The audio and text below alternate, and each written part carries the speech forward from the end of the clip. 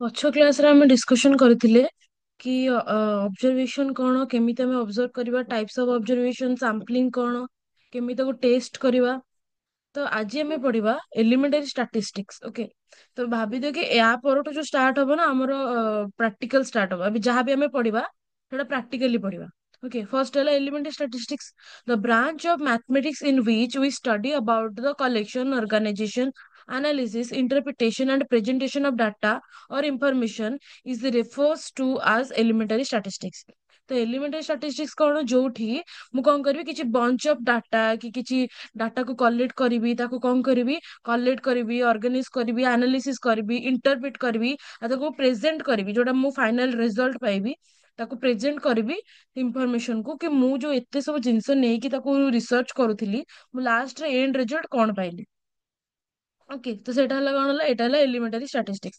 For example, polls in election use star to guess who will win the election, and drug makers use the star to predict when side effects might happen. Sports uses star to guess how a performer will perform। ତ ଆମେ କେମିତି start ମାନେ ହେଲା statistics. Okay, ତ ସର୍ଟରେ ଆମେ ତାକୁ start ବି କହିପାରିବା। ତ ଷ୍ଟାର୍ଟ ମାନେ ଆମେ କେମିତି ତାକୁ ୟୁଜ କରୁଛେ, ଦେଖ ଏକ୍ସାମ୍ପଲରେ ଫର୍ଷ୍ଟ ହେଲା ଇଲେକ୍ସନ। ଏବେ ରିସେଣ୍ଟଲି ଆମର ଇଲେକ୍ସନ ଯାଇଛି, ଆମ ଓଡିଶାରେ ଇଲେକ୍ସନ ହେଇଥିଲା, ଏମଏଲଏ ଏମପି ଦି ଜଣଙ୍କର ଇଲେକ୍ସନ ହେଇଥିଲା। ତ ଆମେ କେମିତି ଜାଣିବା କି ଇଲେକ୍ସନରେ କିଏ ଜିତିବ କିଏ ଜିତିବନି? ଆମେ କଣ କରୁଥିଲେ, ସେଠି ପୋଲ ସିଷ୍ଟମ ହଉଥିଲା, ଏକ୍ଜିଷ୍ଟ ପୋଲ ହଉଥିଲା। କେତେବେଳେ ଫାଷ୍ଟ କଣ ହଉଥିଲା, ଆମର ଯଦି ଆଜି ଆମର ରେଜଲ୍ଟ ବାହାରିବାର ଅଛି ଇଲେକ୍ସନରେ, ତାହେଲେ ତା ପୂର୍ବ ଦିନଠୁ କଣ ହଉଥିଲା, ଗେସ୍ କରାହଉଥିଲା, ଏକ୍ଜିଷ୍ଟ ପୋଲ କରାହଉଥିଲା କି କିଏ କେତେ ଭୋଟ ପାଇପାରେ, କି କିଏ କେତେ ଭୋଟ ପାଇଛି। ଏକ୍ଜିଷ୍ଟ ପୋଲ ସିଷ୍ଟମ ହଉଥିଲା। ଏବେ କଣ ହେଲା, ତାପରେ ଆମେ ଯେତେବେଳେ ନେକ୍ସଟ ତାର ରେଜଲ୍ଟ ବାହାରିଲା, ସେତେବେଳକୁ ଆମେ କଣ ଜାଣିଲେ, ସେତେବେଳକୁ ଜାଣିଲେ କି ଯୋଉ ଆମେ ଯୋଉଟା ଇଭାଲୁଏଟ କରିଥିଲେ, ଯୋଉଟା ଏକ୍ଜିଷ୍ଟ ପୋଲରେ ଦେଖଉଥିଲା କି BJP, BJD, Congress, Aam Aadmi party, ଏତେ ସବୁ ଜିନିଷ ଯୋଉ ଦେଖଉଥିଲା, ଏମାନଙ୍କ ଭିତରୁ କୋଉମାନେ ଯୋଉ ଏକ୍ଜିଷ୍ଟ ପୋଲରେ ଆକ୍ଚୁଆଲି ଯୋଉ ରେଜଲ୍ଟଟା ଦେଖଉଥିଲା ସେଇ ପାଖାପାଖି ଯାଇକି ପାଇଛନ୍ତି, ନା ଟୋଟାଲି ଓଲଟା। ବେଳେ ବେଳେ କଣ ହୁଏ, ଏକ୍ଜିଷ୍ଟ ପୋଲ ଯୋଉଟା ଆମେ କରୁଛେ ସେଟା ପୁରା ଓଲଟା ହେଇଯାଏ। ଯେମିତି କି ଦିଲ୍ଲୀରେ ଏବେ ରିସେଣ୍ଟଲି ଆମର ସିଏମ ପାଇଁ ଆମର ଚାଲିଥିଲା ଇଲେକ୍ସନ। ତ ସେତେବେଳେ କଣ ହେଲା, ଯେତେବେଳେ ଆମେ ଦେଖୁଥିଲେ କି ଆମ୍ ଆଦମୀ ପାର୍ଟିର ଯେତିକି ଭୋଟ ଥିଲା, କଣ ସେତିକି ଭୋଟ ଫାଇନାଲ ରେଜଲ୍ଟରେ ମିଳିଛି? ନା। ଯେତିକି ଦେଖଉଥିଲା କି ଏକ୍ଜିଷ୍ଟ ପୋଲରେ କି ଏତିକି ଲୋକମାନେ ପ୍ରେଡିକ୍ଟ କରୁଛନ୍ତି କି ବିଜେପିର ଏତିକିଟା ସିଟ୍ ଆସିପାରେ, ସେତିକିଟା ଆସିଲା କି? ନା, ତାଠୁ ଅଧିକ ଆସିଲା। ତ ଏଠି କଣ ହେଲା, ଆମେ ଷ୍ଟାଟିଷ୍ଟିକ୍ସ ୟୁଜ କରିକି, ଲୋକମାନଙ୍କ ପ୍ରିଫରେନ୍ସେସ୍ ୟୁଜ କରିକି ଦେଖିକି ଆମେ ଜାଣୁଥିଲେ କଣ, କେତେ ପରସେଣ୍ଟର କୋଉ ପାର୍ଟି ଆସିପାରେ, ଚାନ୍ସେସ୍ ଅଛି। ଓକେ, ତ ଏବେ କଣ ହେଲା, ଯେତେବେଳେ ଆମର ପୁରା ଫାଇନାଲ ରେଜଲ୍ଟ ଆସିବ, ଆମେ ଦେଖି ଜାଣିପାରିବା କି ଲାଷ୍ଟକୁ କି ଯୋଉଟା ଆମେ ଗେସ୍ କରୁଥିଲେ, ଯୋଉଟା ଆମେ ଷ୍ଟାଟିଷ୍ଟିକ୍ସ ୟୁଜ କରିଥିଲେ, ସେଟା ଆକ୍ଚୁଆଲି କରେକ୍ଟ ଅର୍ ନଟ୍। ସେମିତି ଡ୍ରଗ ମେକର୍ସ ମାନେ ଯୋଉମାନେ ମେଡିସିନ ବନଉଛନ୍ତି, ଫାର୍ମାସ୍ୟୁଟିକାଲ କମ୍ପାନିଜ, ସେମାନେ ପ୍ରେଡିକ୍ଟ କରିକି ଜାଣିବେ କି ଏଇ ମେଡିସିନ ଟା ଖାଇଲେ କୋଉ ଲୋକର କେମିତି ସାଇଡ ଇଫେକ୍ଟ ହବ। ଯୋଉମାନଙ୍କର ଆସ୍ଥମା ଅଛି, ସେମାନେ କଣ ନର୍ମାଲ ମେଡିସିନ ଖାଇପାରିବେ? ନା। ସେମାନେ ନର୍ମାଲ ମେଡିସିନ ଖାଇଲେ ତାଙ୍କୁ କିଛି ବି ସେଟା କାମ କରିବନି, ଓଲଟା ସାଇଡ ଇଫେକ୍ଟ ଅଧିକ ଦେଖିବ। ସେମିତି ସବୁ ମେଡିସିନ ସମସ୍ତଙ୍କ ଦେହରେ ସୁଟ୍ କରେନି, ସାଇଡ ଇଫେକ୍ଟ ଦେଖାଏ। ତ ଯୋଉମାନେ ଯୋଉ ଫାର୍ମାସ୍ୟୁଟିକାଲ କମ୍ପାନିଜ ରହିଲେ, ଯୋଉମାନେ ବନଉଛନ୍ତି ସେଗୁଡାକ, ସେମାନେ ଜାଣିଛନ୍ତି କି ଷ୍ଟାଟିଷ୍ଟିକ୍ସ ୟୁଜ କରି ପ୍ରେଡିକ୍ଟ କରିଛନ୍ତି କି କୋଉ କୋଉ ମାନେ ଇଏ ମେଡିସିନ ଖାଇଲେ କାହା କାହା ଉପରେ କେମିତି ସାଇଡ ଇଫେକ୍ଟ ପଡିବ। Then sports uses star to guess how a player will perform. ଯେବେ ବି ରିସେଣ୍ଟଲି ଆମର ଯୋଉ ଓଡିଆଇ ମ୍ୟାଚ ଚାଲିଥିଲା, ଯୋଉ ଟିମ୍ ଆମ ମାନଙ୍କର ବଛା ହେଇଥିଲା, ଓଡିଶା, ଆମ ଯୋଉ ଇଣ୍ଡିଆ, ଯୋଉମାନେ ଓଡିଶା ଆସିଥିଲେ ଯୋଉମାନେ ଖେଳିବା ପାଇଁ, ଯୋଉ ଆମ ଇଣ୍ଡିଆନ ଟିମ୍, ତାଙ୍କ ଭିତରୁ କେତେ ଜଣ ଖେଳିବେ, କୋଉ କୋଉ ମାନେ ସେଇଦିନ ଖେଳିବେ? ସେଦିନ ଏମିତି ବି ଶୁଣାଉଥିଲେ କି ବିରାଟ କୋହଲି ଖେଳି ନପାରେ, କିନ୍ତୁ ଏଣ୍ଡ ମୋମେଣ୍ଟରେ ଦେଖିଲେ କି ବିରାଟ କୋହଲି ଖେଳୁଛି। ଏସବୁ କେମିତି ଆମେ ଜାଣୁଛେ?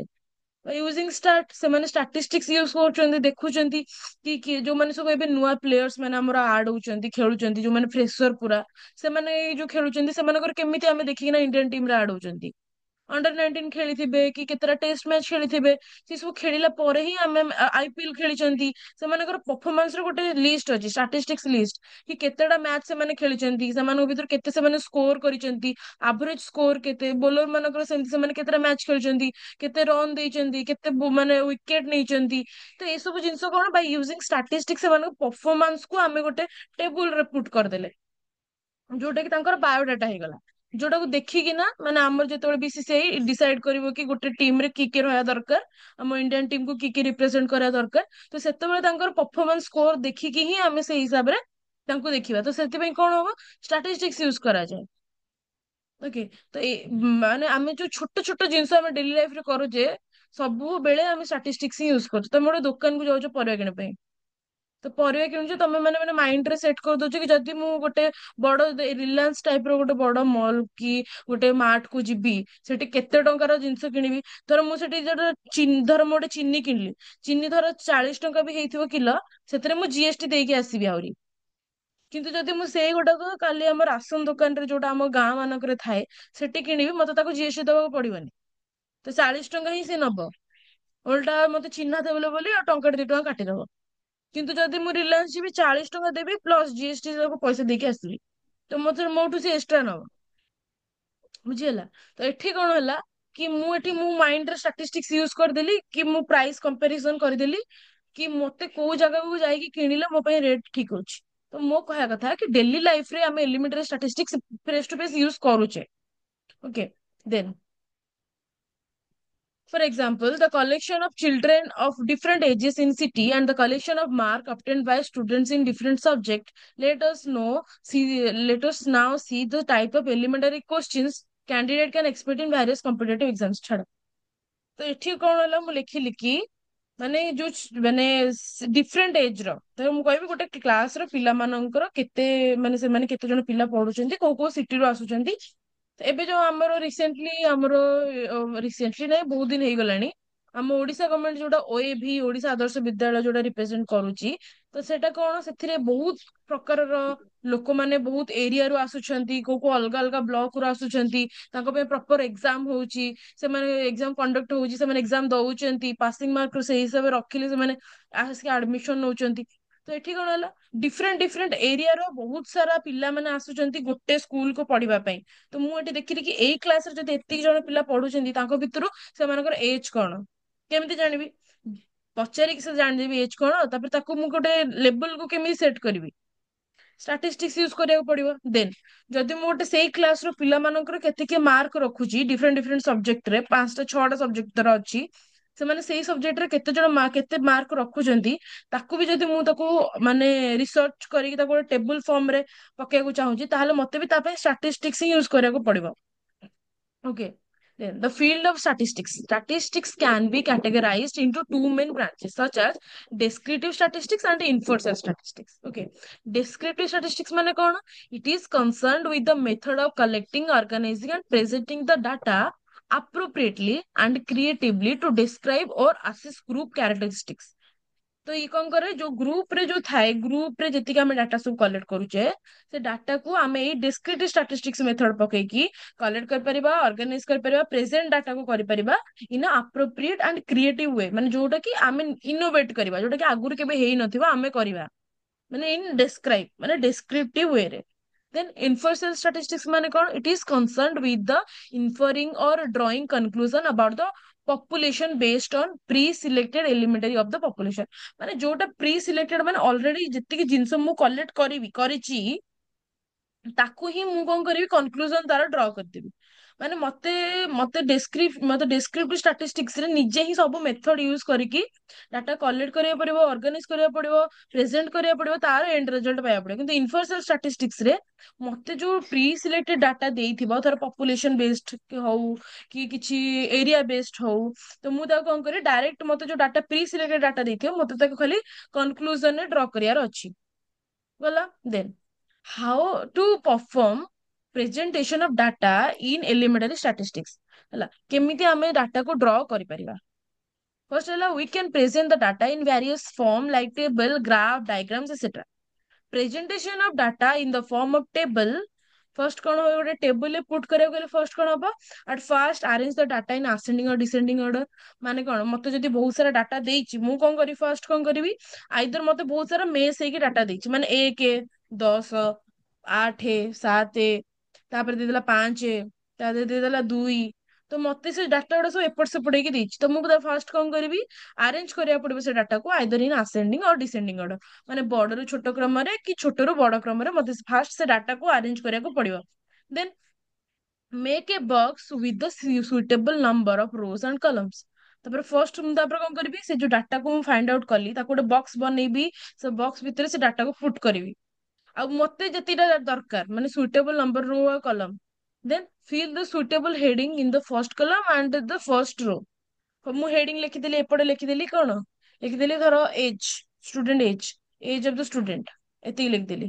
ଉପରେ ରହିଦେଲା ନମ୍ବର୍ସ ଅଫ ଷ୍ଟୁଡେଣ୍ଟ, ନମ୍ବର ରହିଗଲା ତାଙ୍କର। At first fill the collected data in the box, fill କରିଦେଲି। ଦେନ୍ ଏଇଟା ହେଇଗଲା କଣ, ଏଇଟାକୁ ଯୋଉଟା ମୁଁ ପୁଟ୍ କଲି ଏଇଟା ମୁଁ ଟେବୁଲରେ ପୁଟ୍ କଲି।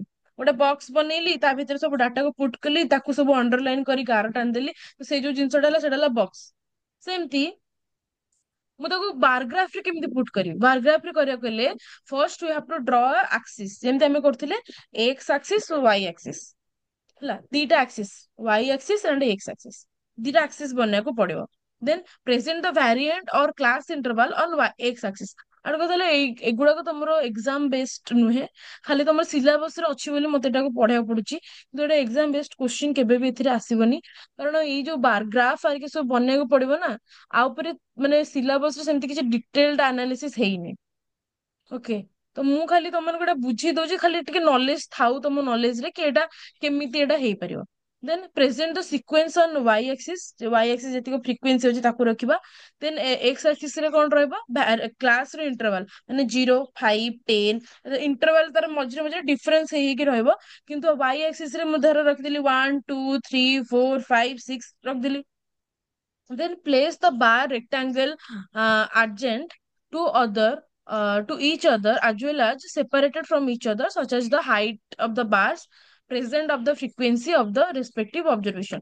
ତ ଆମେ ଦେଖିଥିଲେ କି ଯୋଉ 0 ରୁ 5 ଜଣ ପିଲାଙ୍କର ଏଜ ରହୁଛି, ମାନେ କ୍ଲାସ କମ କ୍ଲାସ ପିଲାଙ୍କ କଥା କହୁଛି, ମାନେ କ୍ଲାସ ଏଲକେଜି ୟୁକେଜି ପିଲାଙ୍କ କଥା କହୁଛି। ଓକେ, 0 ରୁ 5 ଏଜ ଭିତରେ କେତେ ଜଣ ପିଲା ଅଛନ୍ତି?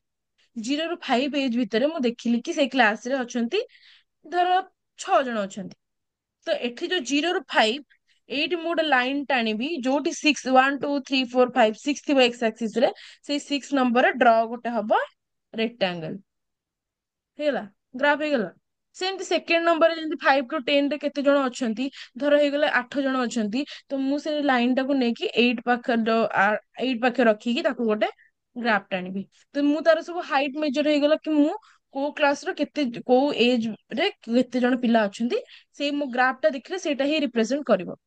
ଦେନ୍ ପାଇ ଚାର୍ଟ ରେ କେମିତି ପକେଇ ପାରିବା, ପାଇ ଚାର୍ଟ ରେ ମାନେ କଣ, ଯୋଉ ରାଉଣ୍ଡ ବାଲା ସେପ୍ ଥାଏ ଦେଖିଥିବ, ରାଉଣ୍ଡ ସେପ୍ ର ଥିବ, ତାପରେ ମଝିରେ ଆମେ ଯୋଉ କମ୍ପାସ ରେ ଯେତେବେଳେ ତମେ ଛୋଟ ମାନେ କରୁଥିବ, ଏଇଟା କମ୍ପାସ ଏଇଠି ରଖିଲ, ତାକୁ ପୁରା ରାଉଣ୍ଡ କଲ, ତାପରେ ସେଇଟା ହେଲା 360 ଡିଗ୍ରୀ। ତ ସେଇ 360 ଡିଗ୍ରୀ ଭିତରୁ ତମେ ଦେଖିବ କି କୋଉଟା କେତେ ପରସେଣ୍ଟ, ଧର ମୁଁ କହିବି କି କୋଉ ଏରିଆରୁ କେତେ ପିଲା ଆସୁଛନ୍ତି। ଧର ଓଇବି ସ୍କୁଲ ଏକ୍ସାମ୍ପଲ ଦଉଛି, ଓଇବି ସ୍କୁଲରେ ବ୍ଲକ ୱାଇଜ ପିଲାମାନେ ଆସନ୍ତି। ଓକେ, ଯୋଉ ସେଇ ସ୍କୁଲ ପାଖରେ ଯେତିକିଟା ଥାଏ ତାଙ୍କର ରେଡିଆନ, ମାନେ କେତେ କିଲୋମିଟର ଭିତରେ, ସେତିକି କିଲୋମିଟର ଭିତରେ ଯେତିକିଟା ବ୍ଲକ ପଡୁଥିବ ସେତିକି ବ୍ଲକ ର ପିଲା ଆସିକି ପଢିବେ। ନା କି ସେମାନେ ପୁରା ବହୁତ ଦୂରରୁ ତାଙ୍କୁ ପୁରା 30, 40 କିଲୋମିଟର ଦୂରରୁ ସେମାନେ ଆସୁଥିବେ ପଢିବା ପାଇଁ, ନା, ଥାଏ ତାଙ୍କର ରେଡିଆନ୍ସ କେତେ ରେଡିଆନ୍ସ ଭିତରେ। ତ ସେମିତି ଯଦି ମୁଁ ଦେଖିବି, ଧର ଗୋଟେ ସ୍କୁଲ ଅଣ୍ଡରରେ 6ଟା 7ଟା ବ୍ଲକ ଆସୁଛି ଫର ଏକ୍ସାମ୍ପଲ, ରିଏଲ ରେ ଅଧିକ ଆସେ, ତ 6ଟା 7ଟା ଯୋଉ ଆସୁଛି ମୁଁ ଦେଖିଲି ଏ ବ୍ଲକ ଆସୁଛି, ମୁଁ କଣ କଲି, ତାକୁ 5ଟା ଟାଇପ କରିଦେଲି। ଓକେ, 5ଟା ଏରିଆକୁ 5ଟା ବ୍ଲକକୁ 5ଟା ଟାଇପ କରିଦେଲି। ଗୋଟେ ପାଇଚାର୍ଟ ରଖିଲି, କମ୍ପାସ ରେ ରାଉଣ୍ଡ କରିଦେଲି, ମଝିରେ କମ୍ପାସ ରଖିକି, ତାପରେ ସେ ରାଉଣ୍ଡ ରେ ଯୋଉ ହେଇଗଲାନି ସେଟା ହେଲା 360 ଡିଗ୍ରୀ। ମୁଁ ଏବେ ଦେଖିବି କି ଯୋଉ 5ଟା ଏରିଆରୁ ପିଲା ଆସୁଛନ୍ତି, କେତେ ଜଣ ଟୋଟାଲ ପିଲା ମୋ ସ୍କୁଲରେ ପଢୁଛନ୍ତି, ଆଉ ସେମାନଙ୍କ ଭିତରୁ କେତେ କେତେ ଜଣ ପିଲା ଆସୁଛନ୍ତି। ଧର ମୁଁ ଧରିଦେଲି 100ଟା ପିଲା ମୋ ସ୍କୁଲରେ ପଢୁଛନ୍ତି। ଓକେ, ତ ମୁଁ ଦେଖିବି କି ସେ 100ଟା ପିଲାଙ୍କ ଭିତରୁ ସେ 5ଟା ବ୍ଲକ ରୁ କେତେ କେତେ ଜଣ ପିଲା ଆସୁଛନ୍ତି। ଓକେ, ତ କେତେ କେତେ ଜଣ ପିଲା ଆସୁଛନ୍ତି, ଫର୍ଷ୍ଟ ହେଲା କଣ, ଦେଖ, ସେଣ୍ଟ୍ରାଲ ଆଙ୍ଗେଲ, ଏଇଟା ହେଲା ସେଣ୍ଟ୍ରାଲ ଆଙ୍ଗେଲ। ଓକେ, ରହିଲା frequency of an observation divided by total number of observation into 360, use this formula to find the central angle of the observation। ସେ କଣ କହିଛି, frequency of an observation, okay, ଯେତିକି frequency ରହିଲା divided by total number of observation, ବୁଝିହେଲା। ମାନେ ହେଲା, ଧର ମୁଁ କହିବି କି ବ୍ଲକ 1, 2, 3, 4 କରିଦଉଛି, ବ୍ଲକ 5ଟା ବ୍ଲକ କହିଥିଲି, block 1, block 2, block 3, block 4, block 5, 5ଟା ବ୍ଲକ ହେଲା। ତ ମୁଁ କହିବି କି ବ୍ଲକ 1 ରୁ 5 ଭିତରେ ମୁଁ ଦେଖିବି କି 100ଟା ପିଲାଙ୍କ ଭିତରୁ କୋଉ କୋଉ ଏରିଆରୁ କେତେଟା ପିଲା ଆସୁଛନ୍ତି, ତାକୁ ମତେ ଏଠି ପୁଟ୍ କରିବାକୁ ପଡିବ। ମୁଁ କଣ କରିବି, ଫାର୍ଷ୍ଟ ମୁଁ ଦେଖିବି କି ମୋ ପାଖରେ କେତେ ଜଣ ପିଲା ଅଛନ୍ତି, କେତେ ଜଣ, 100 ଜଣ। तो टोटाल नंबर ऑफ ऑब्जर्वेशन केते ହେଲା 100। फ्रिक्वेंसी ऑफ एन ऑब्जर्वेशन माने केते ହେଲା, धर ब्लॉक 1 रे मु कहूची 35 टा पिला आछंती ହେଲା। ब्लॉक 1 रे 35 टा पिला आछंती, ताहले 35 डिवाइडेड बाय 100 ଯଦି ମୁଁ ତାକୁ परसेंटेज रे पुट କରିବି ତାହେଲେ ସେଟା हबो 100 रे 35% पिला आछंती ब्लॉक 1 रो। ओके, तो 100 ରୁ ଯଦି 35% ପିଲା ଆସୁଛନ୍ତି ବ୍ଲକ 1 ରେ, ତାହେଲେ ମୁଁ କଣ କରିବି, ଏଠି ଗୋଟେ ରଖିବି 35% ଆଙ୍ଗଲ ଦେଖି କାଟିବି, ଗାରକୁ ଜଏଣ୍ଟ କରିଦେବି, ସରିଲା। ତ ଏଠି କଣ ହେଇଗଲା, ଗୋଟେ ଡିଭାଇଡ ହେଇଗଲା 35%। ସେମିତି କୋଉଠି 40%, କୋଉଠି 10%, କୋଉଠି 5%, ଏମିତି ସେ ଯୋଉ ରାଉଣ୍ଡ ଆମର ଥିଲା ଆମେ ଯୋଉଟା ବନେଇଥିଲେ ପାଇ ଚାର୍ଟ, ତା ଭିତରୁ ମୁଁ କଣ କଲି 5ଟା ବ୍ଲକ ର ଡ୍ର କରିଦେଲି ଏଇ ଫର୍ମୁଲା ପକେଇକି। ତ ମୁଁ ଏଠି ଜାଣିଗଲି କି କୋଉ ବ୍ଲକ, ମାନେ ମୁଁ ଖାଲି ଚାର୍ଟ ଦେଖିକିନା ଜାଣିଦେବି କି କୋଉ ବ୍ଲକ ରୁ କେତେ ପିଲା ଆସୁଥିଲେ, ସରିଲା। Then make central angle by the help of compass, ଯେମିତି ମୁଁ କହିଲି କମ୍ପାସ ୟୁଜ କରିକି ହିଁ ଆମେ ଡିଗ୍ରୀ କାଟି ପାରିବା, ତାପରେ ଯାଇକି ସେଇ ହିସାବରେ ଆମେ କାଲକୁଲେଟ କରିବା। ଦେନ୍ ଏବେ ଆମର ଭାବିଦିଅ ପୁରା ମାନେ ଡାଇରେକ୍ଟ ଆମର ଫର୍ମୁଲା ଷ୍ଟାର୍ଟ ହବ। ଖାଲି ଏବେ ଆମେ ପଢିବା major of central tendency. Okay, major of central tendency ମାନେ କଣ?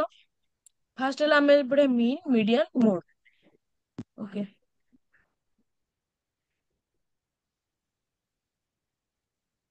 ମିନ୍, ମିଡିଆନ, ମୋଡ। ମିନ୍, ମିଡିଆନ, ମୋଡ ମାନେ କଣ? ମିନ୍ ଫାଷ୍ଟ ଆମେ ପଢିବା ଏବେ। ମିନ୍ ମାନେ ହେଲା ଯୋଉଠି ଆମକୁ ବହୁତ ସାରା ଭ୍ୟାଲୁ ଦେଇଥିବ, ଡାଟା ଦେଇଥିବ, ତାର ଆଭରେଜ କାଲକୁଲେଟ କରିବାକୁ ପଡିବ, ମାନେ ଆଭରେଜ ଭ୍ୟାଲୁ ଟା କେତେ, ସେଇ ଯୋଉ ଫର୍ମୁଲା ଟା ଆମେ ୟୁଜ କରିବା ସେଟା ହେଲା ମିନ୍। ମିଡିଆନ ମାନେ କଣ? ଟୋଟାଲ ଯଦି ଡାଟା ଦେଇଥିବ ତାର ମିଡ୍ ଭ୍ୟାଲୁ କେତେ, ତାହେଲେ ଆମେ ଜାଣିବା ସେଟା ହେଲା ମିଡିଆନ। ସେମିତି ମୋଡ, ମୋଡ ମାନେ କଣ? ମୋଡ ମାନେ ହେଲା ଯୋଉଟା ଏତିକ ଡାଟା ଭିତରୁ ସବୁଠୁ ଅଧିକ କୋଉଥର ଆସିଛି, କୋଉଟା ସବୁଠୁ ଅଧିକ ଆସିଛି, ସେଟା ହେଲା ମୋଡ।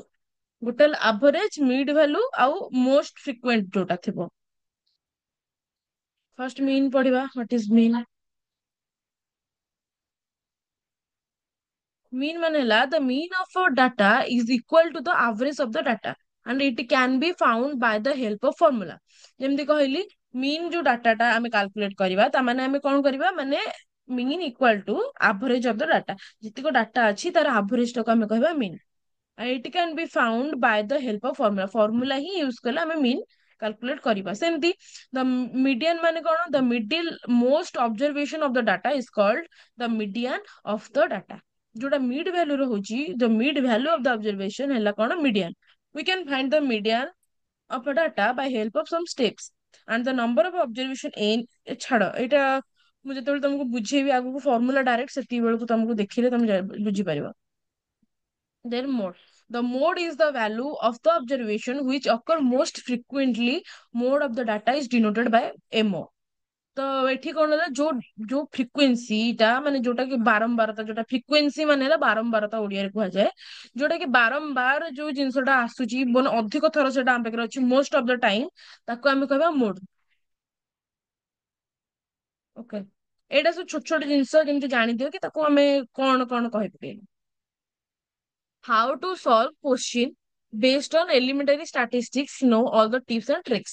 First ହେଲା, candidates can find different tips and tricks from the below the solving the problem। First tip one ହେଲା variant। variant ମାନେ କଣ? the ମୁଁ actually ଏଇ ଯୋଉ ୱାର୍ଡ ଗୁଡାକ ନା ମୁଁ ଆଗକୁ ବହୁତ frequently ୟୁଜ କରିବି। ଓକେ, ତ ଏବେ ଏଗୁଡା ମନେ ରଖିଦିଅ କି ଜିନିଷଟା କଣ। ଫାର୍ଷ୍ଟ ହେଲା variant। variant ମାନେ କଣ? the quantity that we measure from the observation to observation is called variant। Okay, ମାନେ କଣ? ଯୋଉ ଡାଟା ଦେଇଛି, ଧର ଦେଇଛି 1 2 3 4 5, ତାହେଲେ ଆମ ମୋ ପାଇଁ ଭ୍ୟାରିଏଣ୍ଟ ହେଲା କିଏ? 1 2 3 4 5 ହେଲା ମୋ ଭ୍ୟାରିଏଣ୍ଟ। ତାକୁ ମୁଁ ଭ୍ୟାରିଏଣ୍ଟ କହିପାରିବି ଆଉ ଭ୍ୟାରିଆନ୍ସ ବି କହିପାରିବି। ଓକେ, ତ ଭ୍ୟାରିଏଣ୍ଟ ମାନେ କଣ ହେଲା? the quantity that we measure from observation to observation। ଗୋଟେ ଅବଜରଭେସନ ଆଉ ଗୋଟେ ଅବଜରଭେସନ ଯେତେବେଳେ ମୁଁ ମେଜର କରିବି ତାକୁ କଣ କହିବି? Variant or variance. ଫ୍ରିକ୍ୱେନ୍ସି, ଫ୍ରିକ୍ୱେନ୍ସିର ଓଡିଆ ହେଲା ବାରମ୍ବାରତା। Okay, frequency, the number of observation of a particular variation of the class interval is called the frequency of the variant or interval। that is 100 is the frequency of 3.5 per volts children। ମାନେ ହେଲା frequency ମାନେ ବାରମ୍ବାରତା। ମୁଁ କଣ କହିଲି, ଯେ ମୁଁ କହିଲି ନା ବ୍ଲକ 1 ରୁ 35 ଜଣ ପିଲା ଆସୁଛନ୍ତି, ତ ବ୍ଲକ 1 ହେଲା ମୋ ପାଇଁ ଭ୍ୟାରିଏଣ୍ଟ ଆଉ 35 ଜଣ ପିଲା ହେଲା ମୋ ପାଇଁ ଫ୍ରିକ୍ୱେନ୍ସି ହେଲା।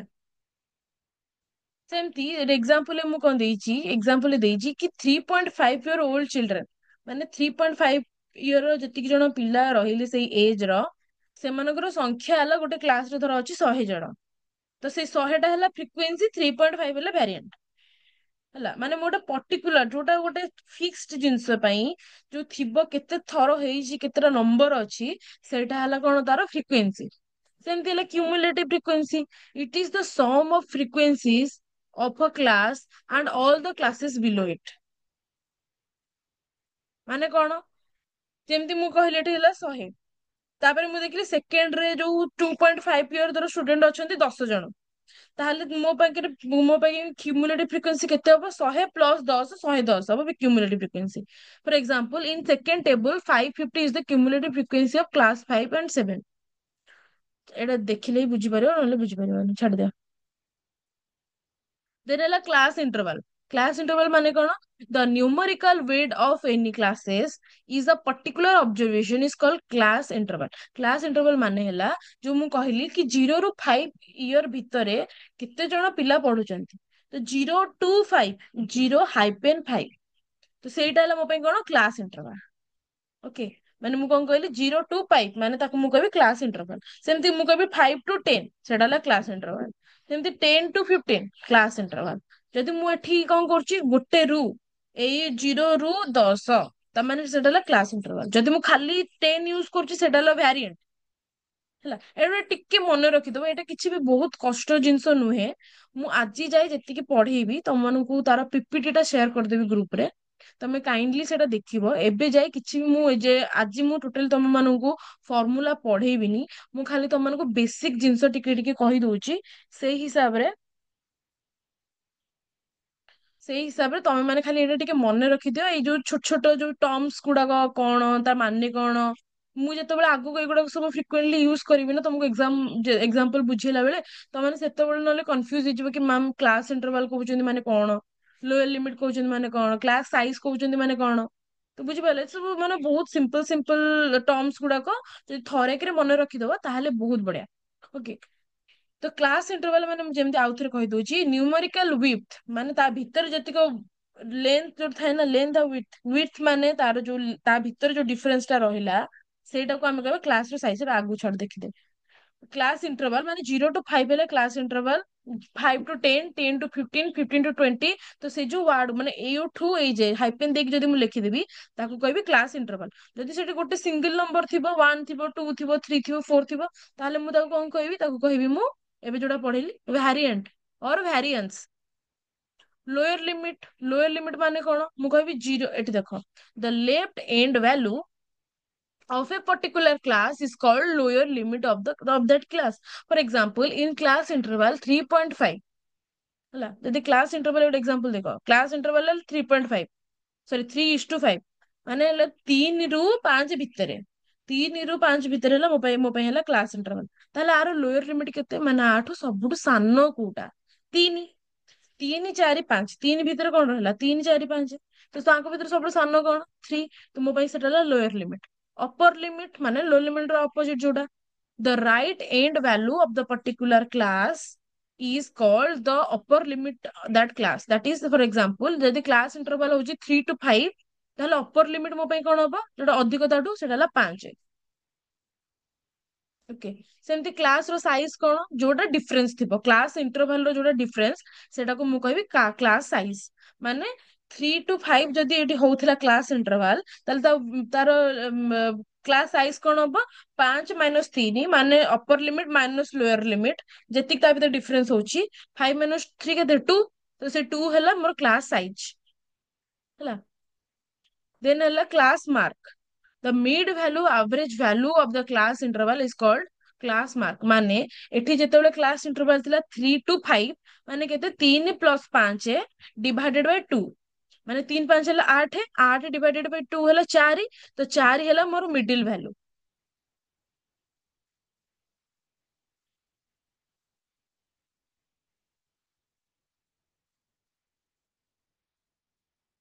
ଓକେ, ତ ସେଇଟାକୁ ମୁଁ କଣ କହିବି, କ୍ଲାସ ମାର୍କ, ଯୋଉଟା କି ଆଭରେଜ ଭ୍ୟାଲୁ ଅର ମିଡ ଭ୍ୟାଲୁ। ମୋଡ ର ଗୋଟେ ଫର୍ମୁଲା ଅଛି, 3 ମିଡିଆନ 2 ମିନ୍ ତାହେଲେ ହେଲା ସେଟା ହେଲା ମୋଡ। ଯଦି ମତେ କୋଶ୍ଚିନ୍ ପଚାରୁଛି ମୋଡ କଣ, ମୋ ପାଖରେ ମିଡିଆନ କେତେ ଅଛି, ମିନ୍ କେତେ ଅଛି, ତାହେଲେ ମୁଁ ମୋଡ କେମିତି ଫାଇଣ୍ଡ ଆଉଟ କରିବି? ମିଡିଆନ କୁ 3 ଥର ଇଣ୍ଟୁ କରିଦେବି, ମିନ୍ କୁ 2 ଥର ଇଣ୍ଟୁ କରିଦେବି, ଯେତିକି ତାକୁ ମାଇନସ କରିଦେବି, ମୋ ପାଇଁ ହେଲା ସେଟା ଆନ୍ସର। ଏଇଟା ପଢିବା ଆଗକୁ ପଢିବା। ତ ମୁଁ ଆଜି ଏଇଠି କ୍ଲାସ ଏଣ୍ଡ କରୁଛି। ପିପିଟି ମୁଁ ସେୟାର କରିଦେବି ଗ୍ରୁପ ରେ। ଏବେ ଯାଇ ମୁଁ ଯେତିକି ପଢେଇଛି ତାକୁ ଥରେ ଦେଖିଦିଅ ଖାଲି। ନେକ୍ସଟ ଯେତେବେଳେ କ୍ଲାସ କରିବି ନା, ଏଇ କ୍ୱେଶ୍ଚିନ୍ ନମ୍ବର 1 ଠୁ ହିଁ ଷ୍ଟାର୍ଟ କରିବି। କାହିଁକି ନା ଆଉ ଏଇଠୁ ହିଁ ଫର୍ମୁଲା ଷ୍ଟାର୍ଟ ହେଲା। ଏଇଠୁ ହିଁ ଫର୍ମୁଲା ଷ୍ଟାର୍ଟ। ଠିକ ଅଛି।